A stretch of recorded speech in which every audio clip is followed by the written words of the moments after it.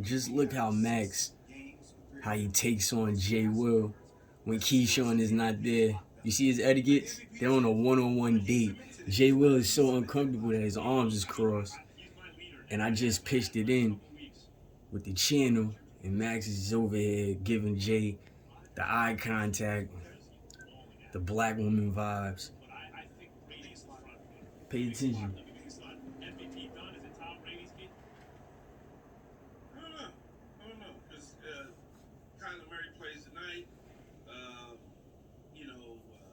Aaron Rodgers still has a few more games to go, but Brady certainly is probably leading right now. But I don't know if in the end he gets the nod or not. It just depends on what the other two do. What if Kyler Murray throws for 5 touchdowns tonight, and all of a sudden next week, so you just got to see. Yeah, he missed 3 games. He missed 3 games. Roger, I wonder if Brady misses a game between now and the end of the season and it evens up. Maybe. Cowboys head coach Mike. See what I mean? I know y'all see him catch like the same frequency as Jay Will. And I'm not just talking about television prompts. At 27-8 before Kyle Allen replaced Taylor Heineke and led a 73-yard touchdown drive. Dak Prescott also threw an interception, which was run back for a touchdown. Washington's comeback bid came to an end when Allen fumbled with 2:24 remaining, allowing the Cowboys to hold on for the 27-20 win. Here is Dak Prescott on his team holding on for the win. Good team win. Obviously, we've got to do a better job of finishing on offense, but credit to our defense. Two turnovers that I had, they got the ball right back, and that's what all I can ask for. It's all you can ask for is an offense. But as you said, got going pretty early, got a good lead, but then we've got to be able to finish it off and not let it back in the game. Here's the $64,000 question, Keith. What did you think of Dak's performance? Well, he didn't play as great as he would have liked to. A couple interceptions, as he mentioned there. He'd like to have back clearly the one for this pick 6. He'd like to have back. But look, here's what I'm going to say. The Dallas Cowboys, as long as they can continue to play the way that they played on the defensive side of the ball, the defense had its day yesterday where the offense at times sputtered along. That's going to happen. Okay, everything's not going to be perfect. We've seen many other quarterbacks in this league that are the top-notch dudes have a game or two where struggle. So I'm not worried about Dak Prescott. I think they'll be fine moving down the line. Ezekiel Elliott came back in the game. They didn't have Tony Pollard, but on the defensive side, when you have Michael Parsons and you have DeMarcus Lawrence and Gregory and those guys coming to the party and Diggs playing the way that they played yesterday, you're going to win a whole lot of games. Prescott posted his lowest career QBR in this game. That's just fascinating to me. And look, I think he has all upside in the world. Not every game is going to be a great game, and like he said, you credit the defense. Randy Gregory coming back this week is Parsons Defensive Player of the Year, in my opinion. But it will be something as he is the 3rd highest paid quarterback in the league. We will be paying attention to this because, like we said, hey, Tony Pollard out yesterday, Ezekiel Elliott, got a lot of the doses, but you want to see Dak Prescott continue to elevate the offense. We'll continuously talk about that. Gregory, Lawrence, Parsons. There's an embarrassment of riches on this team when you look at playmakers on both sides of the ball. I'm not trying to hear any excuses. Like, they either get it done or they don't. They got it done. They won That's the game. right, Key. I'm setting them up. You know me. You understand what this is underneath this. And yet, it's true. That's right, I'm a Giants fan. And yet, it's true. Ravens quarterback Lamar Jackson suffered a right ankle sprain in Sunday's 24-22 loss to the Cleveland Browns, which puts a major question mark over the final 4 games of the regular season for Baltimore. Jackson walked out of the locker room in a protective boot. The Ravens currently hold the lead in the AFC North for now. Here's ESPN Ravens reporter Jamison Hensley on Jackson's injury last night, primetime on ESPN Radio. The way he couldn't even put any weight on his foot as he was being carted off the field doesn't make a lot of people optimistic. I know that. But Jackson, he has been one of the more durable quarterbacks. Even though he has taken a lot of hits over his 4-year career, he has never missed a game because of an injury. He missed a couple because of illness, nothing because of injury. So we'll see. I mean, the Ravens right now, they have a half-game lead at the AFC North over the Cincinnati Bengals. They have 4 games remaining. But if Jackson can't go, they'll turn the ball over to Tyler Huntley, who nearly pulled off a remarkable comeback today. How big a concern is this for the Ravens, Key? Who's the favorite in the AFC North now? Well, I mean, they still are the favorite, depending on whether or not Lamar is capable of playing. If Lamar's not in the game and he's not playing and he misses any time at all, it's probably going to be a wrap. It's probably going to wind up going down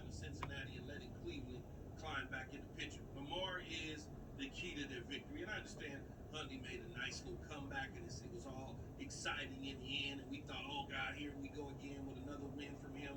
He won a game earlier in the year when he took over from Lamar due to illness, but you gotta have that dude. The dude is the most exciting, most electrifying, explosive player in the National Football League. If you cannot have him on the field, your chances, according to Keyshawn, not FPI, go way down. I will say this. I mean, Cincinnati's right now to lose. You gotta go get it if you're Cincinnati. Lamar Jackson hurt, even if he tries to play, probably ginger on that ankle. See, Max is trying to tell him something in his subconscious mind. You feel me? By acting it out consciously without seeing it. My story is really in the works more than people know. Sometimes it's not how many people know, it's who knows. So Yeah, man, forget about Zach Taylor for a second, the Bengals coach, who, like, you gotta trust Burrow and Jamar Chase at the end of games. I know you take what the defense gives you, makes it good. But anyway, putting that aside, Huntley looked good to me. But I agree with you, Key. There are levels. So Huntley looks good, and he can do a certain Lamar Jackson imitation because he can move and he can do. But Lamar Jackson has won games this year for this team that no one else could have won. So that's why. I'm glad you said it was imitation. Yeah, right. But that's good. You have a quarterback who can approximate your starter. But Lamar Jackson, it's not just he's fast and he can throw. He's had 3 different games this year where anyone else is the quarterback and they lose, and we're not even talking about the Ravens. He has covered up for an enormous number of injuries on this team. If he can't go, they're cooked. You gotta think they're cooked. All right. Emmett Golden, we're on the AFC North. ESPN 850 Cleveland joins us on the Goodyear Hotline, brought to you by Goodyear, making the plays that move you forward. Goodyear, more driven. All right, Emmett, how you feeling about the Browns' chances to win the North, given what happened yesterday? You don't feel great about it. You know, they're still in it, and all you can ask for is a chance. It felt like in the first half that the bye week, kind of had some home cooking going for the Browns, and they got some things fixed. But in the second half, it was more of the same. So, I guess all that matters is that you win. But this offense has been struggling for most of the year to score points. And you guys know if you want to make the playoffs and do anything inside the playoffs, you're going to have to put the Numbers up on that scoreboard. The Browns offense is struggling to do that right now. Yeah, man, how do you feel right now about Baker? I mean, he was 22 of 32, a couple touchdowns there. Not great, not bad, but not great. How would you assess his play just yesterday on? Yeah, not great. That's exactly how I would describe it. In the first half, again, it's like, wow, he has 2 touchdowns. You feel like, okay, Baker's got some stuff going. But in the second half, I mean, I'll give credit to the Ravens defense because, over the past 2 games with a bye week in between, they really shut down the Browns running game. And Baker's a different guy with Nick Chubb and Kareem Hunt's running all over the place. They didn't have that element of the offense. And it seems like a lot of teams in the NFL, they're willing to take their chances with Baker Mayfield as long as they can stop the run game of the Browns. So I thought Baker was okay. And, I still feel like the jury is kind of out. And after 4 years, you would hope that you'd have a verdict, right? But I think last year he was okay, or last week anyway. I think he was okay. So yesterday, him and Myles Garrett broke the Browns single season record for sacks in the season, which is crazy. What are your thoughts on that? And what has he meant the defense in this team this year? Well, Myles is amazing, and I really do believe he was the first piece to kind of turn this team around. After going 1-31, the Browns, took him number 1 overall, and you could see right away that he was going to be a dominant force in the NFL, and he's the thing that gets this defense going. Early on, the defense really didn't have continuity because they had a lot of new pieces, but you can count on Myles Garrett, and here he is, in the Defensive Player of the Year race, and him and TJ Watt, I think it's going to come down to one of those guys. But when you have a guy like Myles getting after the quarterback and you have solid corners like the Browns do, then it usually benefits the defense greatly. So I think the Browns defense led by Myles Garrett is good enough the way it's in the playoffs. It's got to make that offense.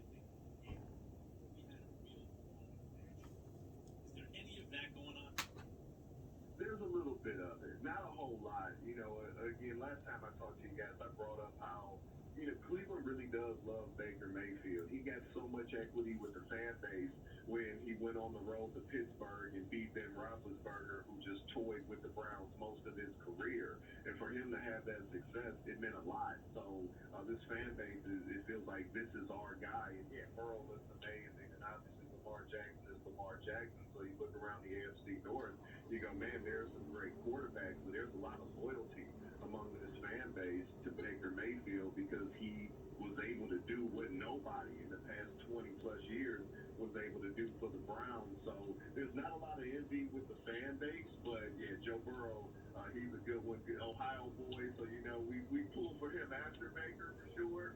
Yeah, but everybody's pretty loyal to Baker here. Yeah, man, if you look at the Browns, and I changed my mind on them like babies change diapers. It's like 1 minute I say this, the next minute I say that about them. What do you think their chances are in making the playoffs? Do they got to win the division, or could they somehow slide into one of those sneaky 7 spots? I'll say they have to finish 3-1 now. I would say over the last 5 games, you got to finish 4-1. They started that yesterday with the win against the Ravens. I'd say the only game they can afford to lose is that Christmas Day game against Green Bay, but they have to win all their division games, and they got to beat the Raiders next week on Saturday. I think 4-1 will get them in one way or another, but that probably will win the division, and that's the safest way to do it. So they need to go on the run. And last year, after the bye week, Kevin Stefanski was able to do that. Now, I don't know if it's too little, too late, but tons of pressure on this team. If they don't finish 4-1, there'll be no postseason for the Browns. It's awful. Evan, before we let you go quickly, you said there's a lot of loyalty, and that stayed with me in Cleveland for Baker because he went and beat the Pittsburgh Steelers in the playoffs. But since you told us that, I've heard mixed things out of Cleveland about Baker, that there's a kind of undercurrent or a segment of the fan base. In fact, he even had to address it, right? They called him stupid at some point. Do you mean to tell me that what you told us last, I don't know, maybe that was about a month ago or so, 6 weeks ago, still remains, or has that changed at all? Why are there fans that he has to address now? Well, I mean, it is. There's cracks in the armor. I will say that. But the diehard Baker fans, man, they'll be ready to fight you if you say anything bad. I always go back to the old and living color kid. You better not say nothing bad about Miss Jenkins, right? Because his fans will not go for it. But yeah, there are some fans. There are some fans in Cleveland that are really disappointed because last year, coming off of last year, you're like, yo, the Browns are going to go to the Super Bowl this year, and everybody was so excited. And this season has been anything but exciting. It's really been disappointing. Now, the team is much better than they've been over, like I said, the past 20 years. But a lot of people are disappointed, and they look at Baker because he hadn't played as well as he did last year. But we're up against it, Emmett. It's my fault. Thank you very much. Emmett Golden, co-host of The Next Level with Emmett Gerard on ESPN 850 Cleveland. Did we see Aaron Rodgers find the versus the Bears?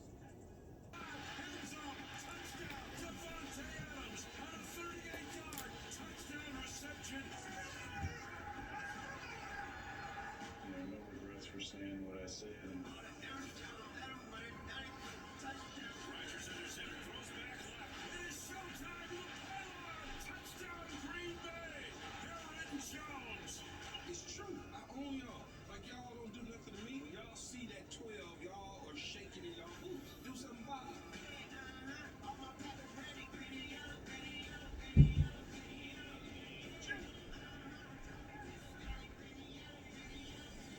Do something about it. What Bears do about it is they curl up into a ball. Actually, they fought yesterday. Try. Yeah, Keyshawn, J. Will, and Max on ESPN Radio, the ESPN app, ESPN2, Sirius XM Channel 80, your smart speakers, and download the podcast. Presented by Progressive Insurance. All phone guests join us via the Goodyear hotline, and you can tweet us on the Dr. Pepper Twitter feed at EJ and Max. Who's the best team in the AFC? Chiefs, Patriots, some other team you think is as good as those two? 888-729-3776, 888-SAY-ESPN. big surprise. Aaron Rodgers dices up the Bears. But early on, it was a game, Key. Like, the Bears did put up a fight early on. Yeah, it was like a fake fight. That was one that. That's like in basketball, first 3.5 quarters, you're like, oh, they gonna beat them, and then you wake up, they beat them by 20. Same thing years ago when I was a kid. Nebraska, you look up Wyoming, be up on Nebraska at halftime, 17-3. You know what the final scores would be? 63-17. That's so. I get it. It looked good, but they were not going to have enough. I mean, they shot all the bullets early on. They were not going to have enough. But Key, there's a difference, Jay. There's a difference between not having enough and not putting up a fight. Like, I felt like the Bears had fight in them yesterday. Key, do you think they had fight in them? Not that they were ever going to win, but they didn't just. But they're never going to lay down on them because even the game in Chicago, they put up a fight as much as they could. And at some point, because you don't have enough, the fight is not going to withstand. I mean, it's the reality of it. They have a better team than them, and they can fight as long as they want to. But in the end, they still gonna get that L slapped on top of them. See, this game for me said earlier, Packers, right? Their defense continues to get better in the second game. Pick six. It didn't allow a first down in the second half until about 4 minutes remaining in the game. And then also when you think about their line, right? You think Billy Turner got hurt. He was their right tackle. And so now think about how the level that Aaron Rodgers is playing at with what's happening to his line. So Billy Turner gets hurt. Josh Myers is out. Colton Jenkins is still out, along with David Bakhtiari. Right? Like all these people. So it's still like we talk about the upside for the Chiefs. I'm sitting there saying, well, wait a second. Get some guys back here. Like the upside for the Packers is different too now. Not wrong. By the way, it was 620 WTMJ. Sound or this is Keyshawn J. Max live from the Seaport District Pier 17, brought to you by Jason. So, we've been speculating. He loves the germ spreading. Every day in our meeting, I'm like, Key, let's just stick to the facts and be responsible. And he says, no. Let's spread some germs and really start some rumors. I think everybody know that that's not me. That would be more you and Jay. Anyway, Aaron Rodgers, the speculation was, has played his last. Oh, he's out of here after this season. And he was asked, is this your last game against Chicago as a Packer? Listen to the answer. I don't know, Ryan. I mean, I'm not really thinking about that right now. I'm devoting all my energy and focus to the season. I don't think it's my last against the Bears. I feel like one of the factors in continuing to play would be, can I still play? Do I still have it? Can I still be effective, efficient, and make the plays I feel like I'm capable of making? And I think the answer is yes. You know, something occurs to me, Key, which is the two most likely destinations for these people that we're talking about the most. Broncos and the Saints, not as attractive now as maybe they were before the season. And given the way the team kind of put his arms around him with that whole COVID situation or the vaccination situation, where he misled people and everything, why would he leave? Yeah, I don't think any of that is going to have a deciding factor in determining whether or not Aaron Rodgers continues his career. But I think what will make that determination is where they end. Do they end in Los Angeles in the Super Bowl, or do they end in Arizona in the NFC Championship game, or Bay, or Dallas, or somewhere like that, or Tampa Bay? If he goes to the Super Bowl, there's a high probability of chances that he's going to return back. And if he does not advance to the Super Bowl, the chances of that is going to shrink to a point where he'll probably start to look to go elsewhere. It's very difficult to leave a Super Bowl team on your own. Super Bowl appearing quarterbacks or players for that matter, they don't leave on their own. They just don't walk out the door. People will try to retain guys like that. When you win a championship, you stay with that team to keep winning championships. Unless you're looking for a huge payday or something like that. And that's not the case with Aaron Rodgers because he's going to get the money wherever he winds up.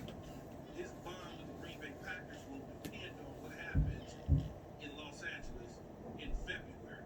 Are the Green Bay Packers playing in SoFi Stadium?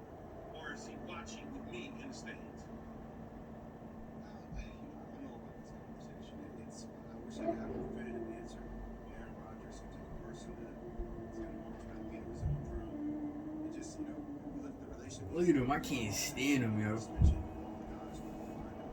This is a great subconscious talk that they have in here. Scarred men, you see J. Will, you see Max. It's a great little one-on-one they having. Maybe a secret conversation they secretly having from back in the day. Reminiscing. You know, the humanly stuff that we do.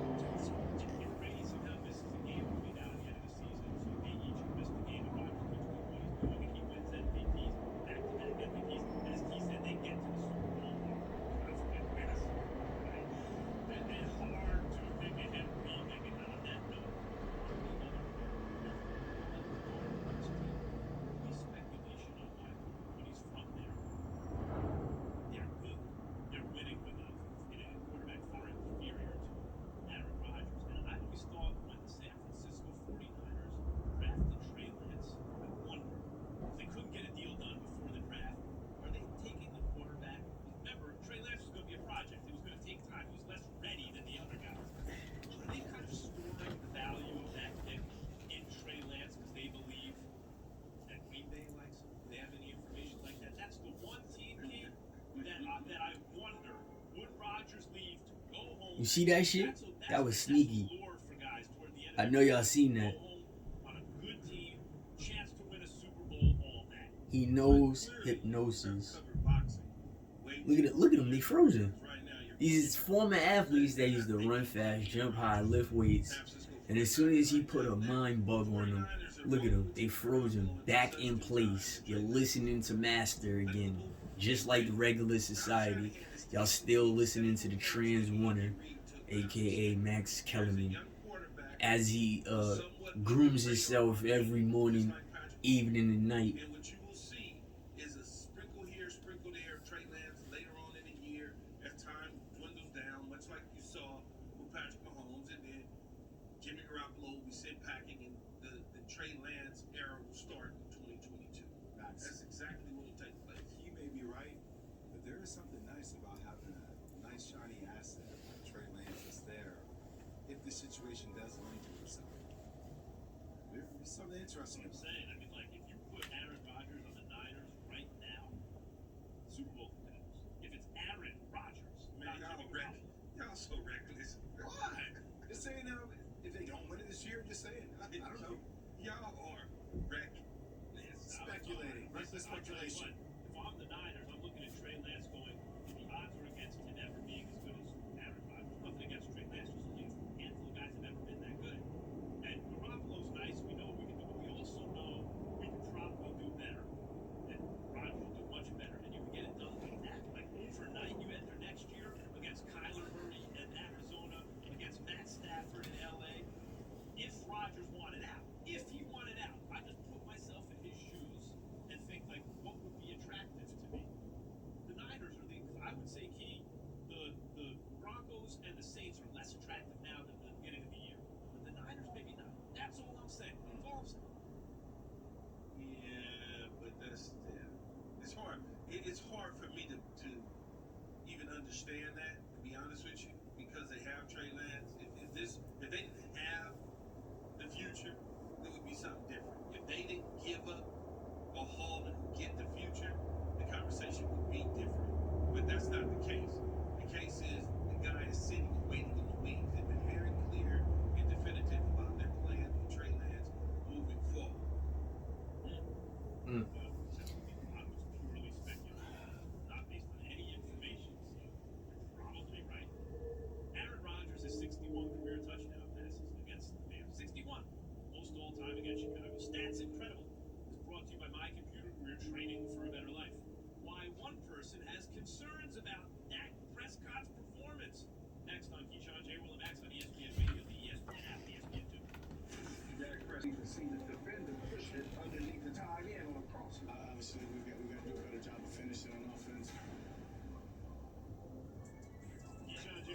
ESPN Radio, ESPN2, Sirius XM Channel 80, the ESPN app, your smart speakers. Download the podcast. Dan Orlovsky, ESPN football analyst, joins us, giving the Straight Talk, brought to you by Straight Talk Wireless, no contract, no compromise. Good morning, Dan. Mr. Orlovsky, when are you posting our finals, our grades? We got you, man. We got you. He wants to know when you're. He wants to know, are you turned up? Is your volume up? I can't hear you. Can we hear Dan? You guys heard that? There we go. Now you're Mr. in. Boom. Orlovsky, could you hear me, Mr. Orlovsky? I wanted to know when you were posting our final grades. It took me a second to recognize what you're trying to say there. I don't know, you and your Billy Madison hat right now. I'll let you know when I get it. Our final grades. What do you guys He's saying that I look like a teacher right now. Oh, Yeah, so he's trying to make fun of my outfit. Well, you do teach the game a lot. You know what I mean? Break it down. Ain't nothing wrong with that. Yeah. How about that one? Get a I hat. wasn't. I don't need your little sidekick chiming in. This was a conversation between me and you, Dan. It's quite literally a conversation with four people. Yes. There's a four box Yes, on 4 boxes. television right Dan, let's jump right into the football of it all. What was your takeaway from Dak Prescott's performance yesterday? Dak Prescott's playing bad. I mean, he's the number one reason right now why that offense is struggling.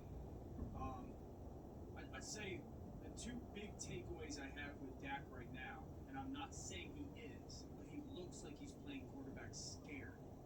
Scared to trust the pocket, scared to climb the pocket when it's there, scared to hang in when he needs to, scared to take off when there's a seam.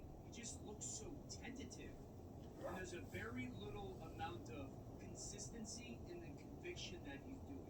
There's plays that he will run early on in the game, and his feet and his eyes are doing the right thing. If he's convicted with what he's looking at and where his I'm gonna feet are pause